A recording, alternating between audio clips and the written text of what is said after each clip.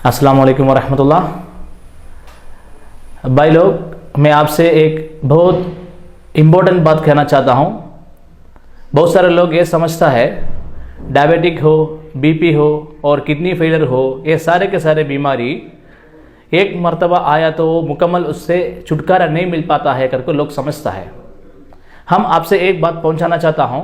हमारा पास एक पेशेंट आया, बाबजान नाम है, बेंगलोर का रहने वाला। वो कई सालों से डायबिटिक और बीपी का दवा इस्तेमाल कर रहा था। इसकी वजह से उसको 2 किडनी भी खराब ही हो गया।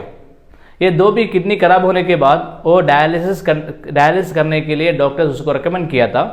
ऐसा पेशेंट को हम केरल लेकर आया, इलाज किया। अभी अल्लाह के फजल करम से बहुत अच्छा है। हम आपसे ये बात इसलिए शेयर कर रहा हूँ, लोग ये समझता है बहुत सारे बीमारी ऐसा है और लाइलाज है, लेकिन हम आपसे ये बात शेयर करना चाहता हूँ, कोई भी बीमारी ऐसा नहीं है, लाइलाज नहीं है। और हम आपसे एक इम्पोर्टेंट बात यह है, हम इधर दवा बिल्कुल इस्तेमाल नहीं करता है, बिल्कुल दवा छोड़ने के बाद इलाज शुरू करता है। और डायबिटिक पेशेंट को भी, दूसरों को भी मीठा खिलाया जाता है। ऐसा मीठा खिलाकर इंशाअल्लाह वैसा बीमारियों मुकम्मल ठीक होने का चांसेस है, गुंजाइश है। यह आपसे शेयर करना चाहता हूँ। आप लोग, जो लोग ये ऐसा बीमारियों से मुब्तला है, उन लोगों के ये बात पहुँचाइए ताकि उन लोग भी अच्छा हो गए। जज़ाकल्लाह। अस्सलाम वालेकुम। अस्सलाम वालेकुम रहमतुल्लाहि वबरकातुहू। मेरा नाम बाबा जान है, मैं बेंगलुरु में रहने वाला हूँ। मेरे को किडनी में प्रॉब्लम था।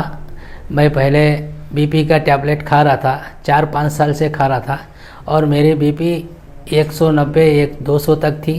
4-5 साल से खाने के बावजूद भी मेरी बीपी कंट्रोल पे नहीं आई।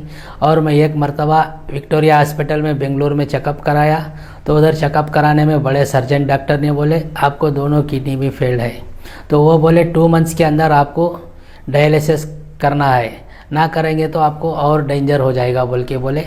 और मैं ऐसे ही था और दूसरे डॉक्टरों के पास गया, दूसरे डॉक्टर भी ऐसे ही ये सेम सवाल बोले।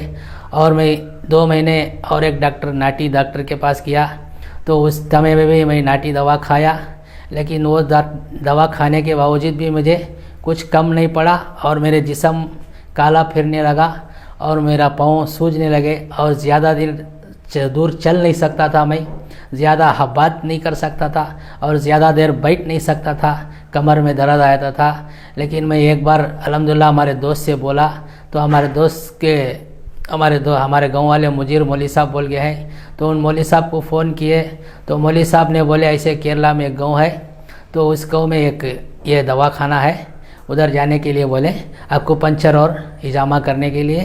तो उधर मैं आया, अल्हम्दुलिल्लाह आके आज को 16 दिन हुआ।